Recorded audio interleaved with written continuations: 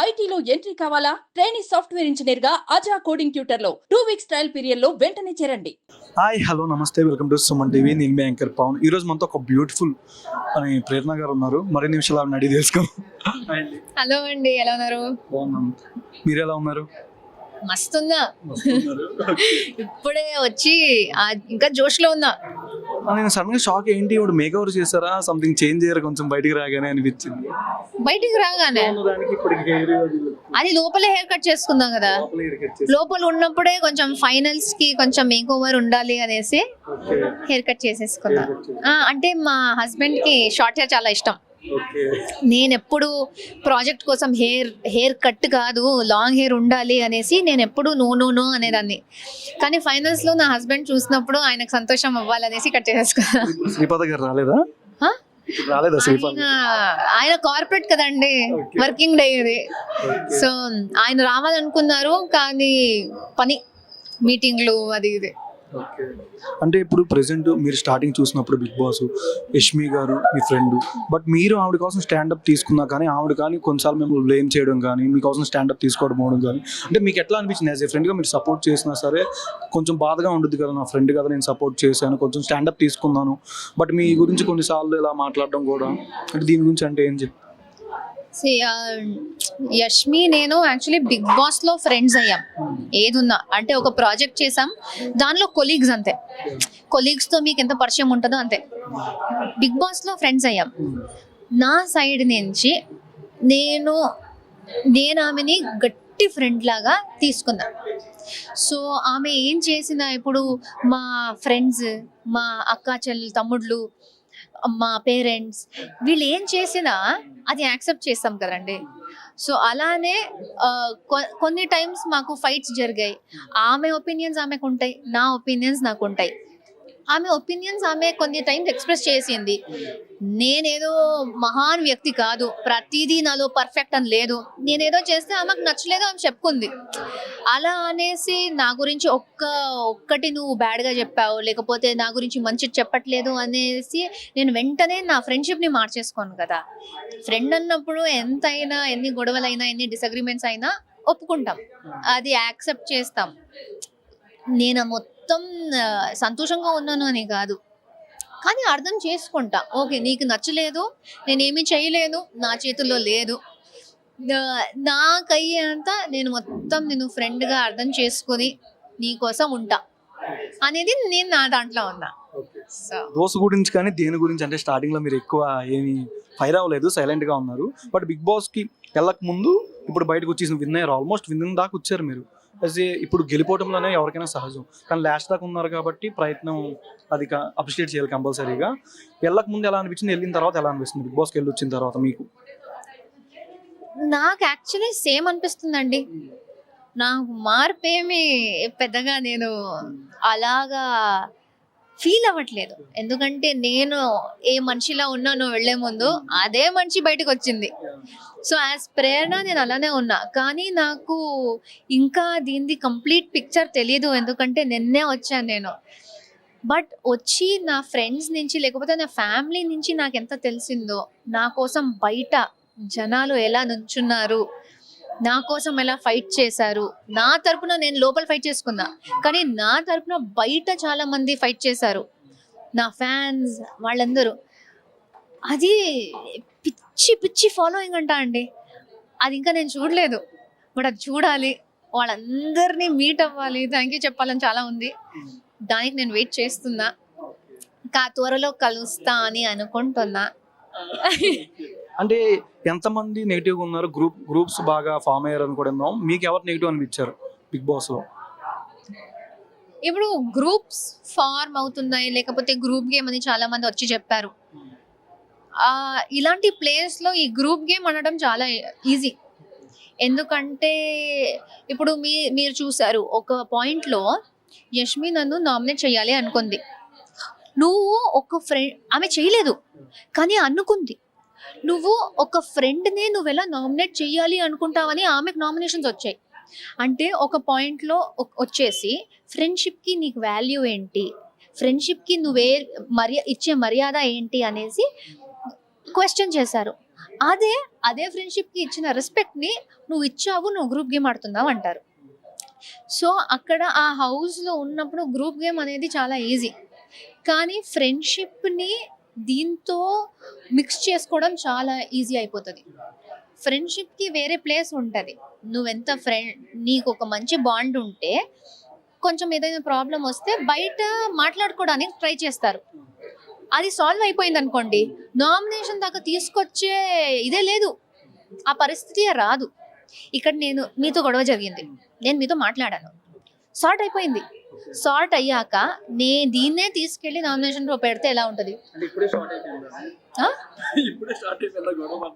కాదు, ఇప్పుడు నేను మీరు గొడవ పెట్టుకుందాం, మేమిద్దరం ఫ్రెండ్స్. నేను వచ్చేసి మొత్తం మీతో మాట్లాడి మొత్తం సాల్వ్ చేసేసుకుందాం, మంచి ఫ్రెండ్స్ అయిపోయాం మళ్ళీ. అయినా నేను ఈ ఇష్యూని వెళ్ళి నామినేషన్లో పెడితే మీకు ఎలా అనిపిస్తుంది? నెక్స్ట్ టైం మళ్ళీ ఎప్పుడు వెళ్తారు? మన ఇద్దరు ఫ్రెండ్షిప్ ఎప్పుడు అక్కడ నామినేట్లో పెడతారని? అలా కాదండి, నేను చెప్పేది ఏంటంటే ఇక్కడ ఫ్రెండ్స్ దగ్గర సార్ట్ చేసేసుకుంటాం, అది గొడవ దాకా వెళ్ళదు.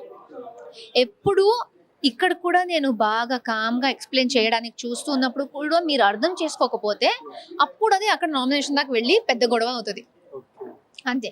సో గ్రూప్ గేమ్ అనేది ఫ్రెండ్షిప్తో మిక్స్ అయిపోయి ఇలా ఈజీగా గ్రూప్ గేమ్ అనిపిస్తుంది, కానీ ఇట్స్ ఓన్లీ కొన్ని పాయింట్స్లో ఫ్రెండ్షిప్, కొన్ని పాయింట్స్లో ఒపీనియన్, కొన్ని పాయింట్స్లో గేమ్, అంతే. అంటే మీ ఫ్రెండ్ రష్మిక గారు ఆల్మోస్ట్ డిసెంబరే ఆవిడకి కూడా బాగా కలిసి సోషల్ మీడియాలో మంచి వైరల్. యానిమల్, పుష్ప 1, పుష్ప 2. రీసెంట్గా పుష్ప 2 చూసారా? నేను చూడలేదండి, ఆహా అస్సలు లేదే. నేను చెప్పాను కదా ఇప్పుడే వచ్చాను, ఎక్కడ నేను బయటికి అడుగు పెట్టడానికి మా ఫ్యామిలీ మెంబర్స్ ఇంకా వదలట్లేదు. ఎందుకంటే లేదు, కొంచెం కొంచెం ఉండు, బయట చాలా మంది నీకోసం వెయిట్ చేస్తున్నారు అనేసి నన్ను క్వారంటైన్లో పెట్టారు, కోవిడ్ కన్నా చాలా గట్టిగా. సో బిగ్ బాస్ వెళ్తున్న రష్మిక గారికి తెలుసా? తెలుసు అనుకుంటా, నేను చెప్పాను తెలుసు. యా, ఆల్మోస్ట్ 1400 crores వచ్చింది కలెక్షన్ పుష్ప 2.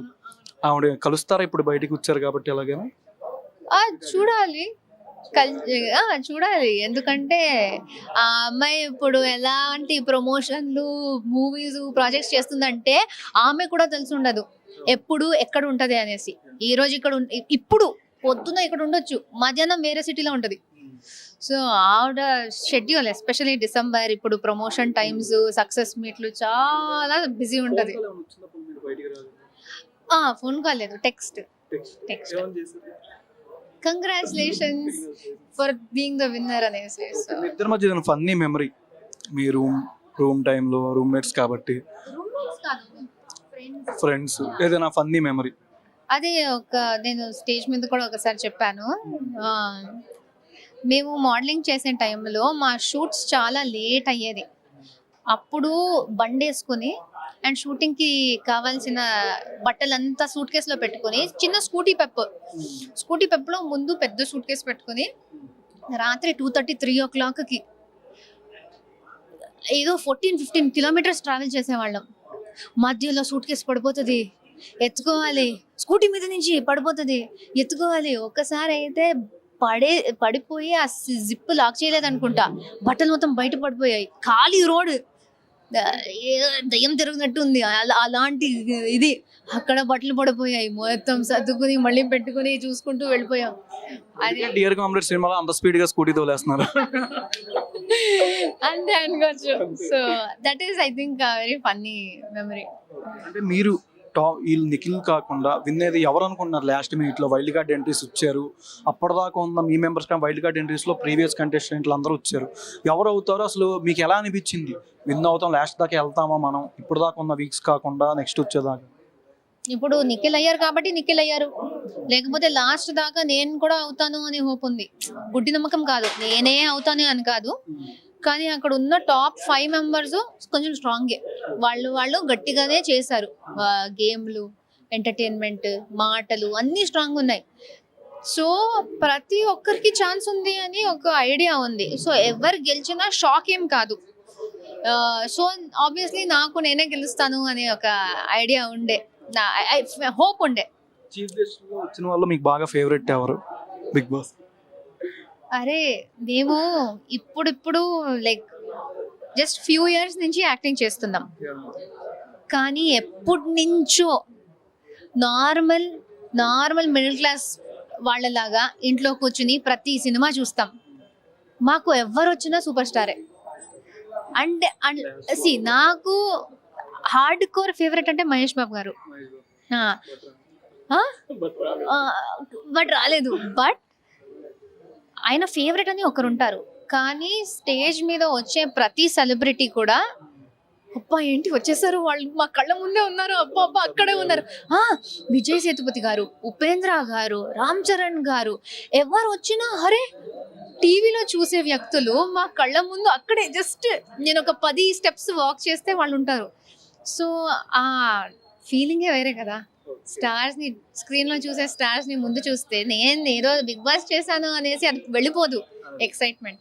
అప్కమింగ్ సీరియల్స్ ఏమేమి ఉన్నాయి, వచ్చిన సినిమాల కన్నా ఆఫర్స్ ఏమైనా? ఇంకా ఇప్పుడే వచ్చిందండి నిన్న నేను ఈ రోజు నా ఫోన్ తీసుకున్నా. అస్సలు నాకు ఐడియానే లేదు, ఇంకా నేను వరల్డ్ తో కనెక్ట్ కాలేదు బ్రెయిన్ లో. సో ఇంకా ప్రాజెక్ట్ చూడాలి, చూద్దాం నెక్స్ట్ ఏముంటుంది. పుష్ప సినిమా ఎప్పుడు కొంచెం ఒక 1 week అట్లీస్ట్ 1 week తర్వాత కొంచెం ఆరాంగా వెళ్ళి, ఎందుకంటే పుష్ప 2 థియేటర్స్ నుంచి వెళ్ళిపోయే లాంటి మూవీ కాదు, ఉంటది అది గట్టిగా ఉంటది. సో హ్యాపీగా టైం తీసుకుని కొంచెం దీని నుంచి కొంచెం కామ్ అయ్యి ఆరాంగా వెళ్ళి చూస్తాం. Thank you so much. Suman టీవీలో మీ పర్సనల్ అండ్ బిజినెస్ ప్రమోషన్స్ కోసం కింది నెంబర్కి కాంటాక్ట్ చేయండి.